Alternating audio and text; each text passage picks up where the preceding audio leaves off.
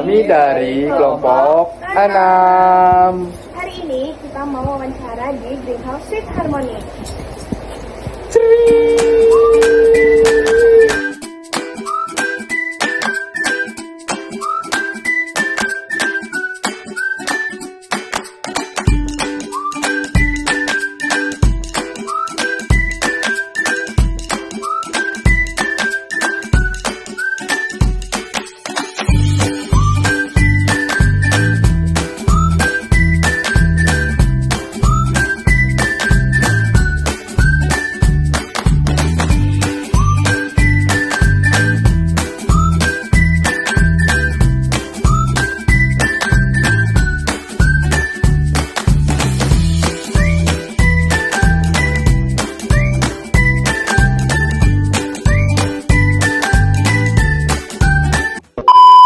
Nanti kendala pas tanamnya gimana? Untuk persiapan lahan ya, untuk persiapan lahan yang pertama adalah dari Greenhouse ini karena terbilang baru, yaitu pastinya banyak hal-hal yang masih perlu diperbaiki, yaitu masalah sterilisasi.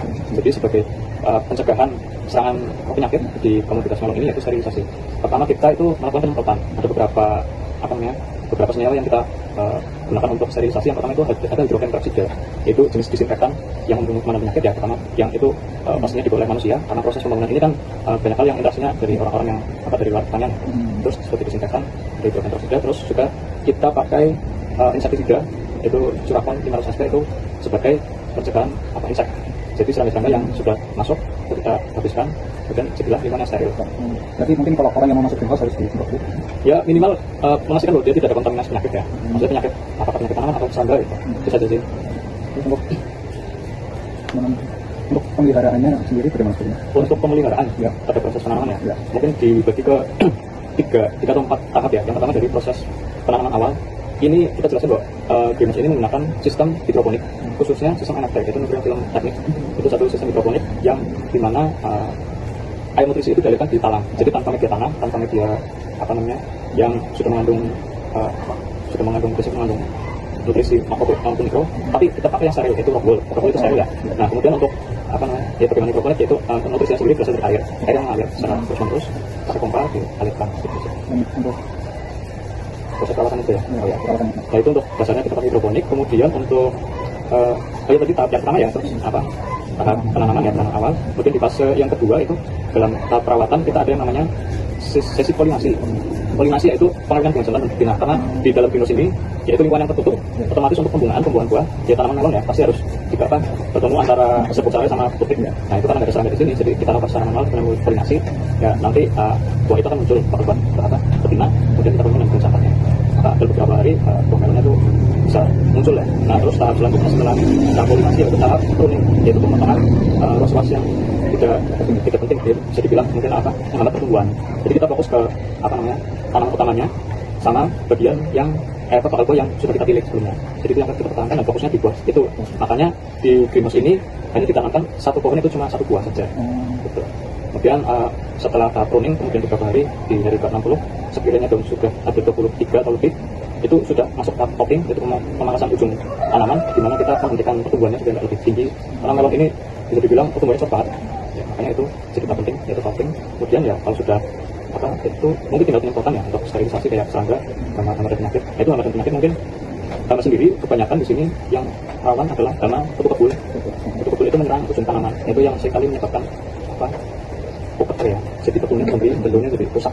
Itu kalau sudah kena itu ya otomatis tanamannya pasti produksi buahnya kurang lancar, kurang maksimal.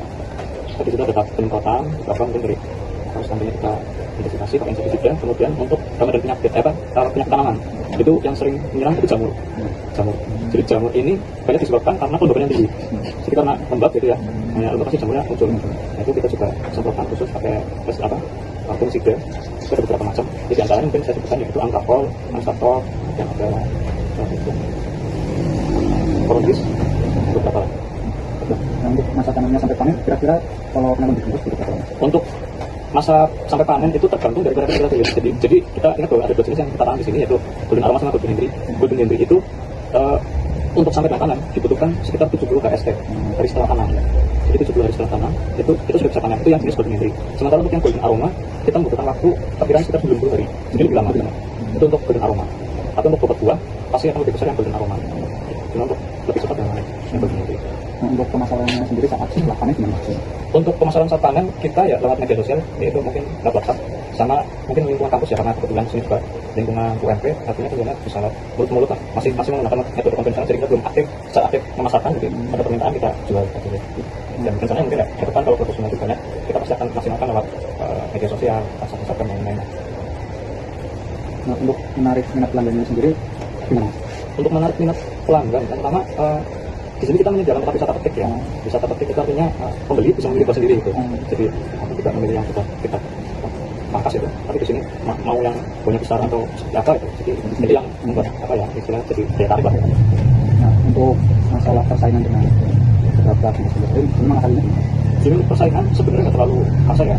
Cuma mungkin untuk persaingan harga itu yang kadang-kadang justru kita merasa itu berpengaruh ke hasil panen ya. Karena beberapa bisnis terutama yang dari luar Jawa Tengah itu memang produksinya sangat masif, kemudian mereka bisa jual harga itu jauh di bawah kita atau beberapa di banting, dan itu jelas yang nantinya akan pengaruh khususnya untuk pembeli-pembeli yang dalam skala besar. Itu biasanya ada skala besar mungkin 100 kilo berapa itu ya, tiap mampunya itu biasanya yang harga lebih rendah, jauh lebih rendah, karena mereka patokannya pasti harga yang dari luar Jawa Tengah.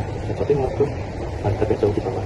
Terus kalau di sini untuk wisata petik jujur kita nggak ada persaingan secara sih, istilahnya kita belum merasakan banget ya, karena ada beberapa pinus yang dekatan sama kita itu juga beberapa wisata petik, tapi karena ini melon kan panennya istilahnya ya 3 bulan sekali, jadi pasti kan ganti-ganti ya di sana panen sih, istilahnya setiap bulan masih ada gantian lah.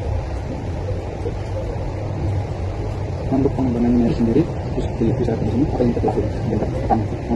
Untuk pengembangan ke depan kita rencananya yaitu ya menerapkan beberapa sistem yang lebih efektif dan efisien, yaitu gimana untuk pencegahan penyakit terutama ya, karena kondisi lingkungan kita mungkin masih lembab yang tanaman itu banyak ikan, misalnya sama bisa itu juga jadi kita antisipasi. Jadi ke depannya lebih ke sana terlebih dahulu sebelum nanti ada mungkin sesi dimana kita menggunakan sistem yang lebih canggih modern, seperti penerapan sensor, terus digitalisasi lah ya, dengan sama sistem penjualan dan marketing.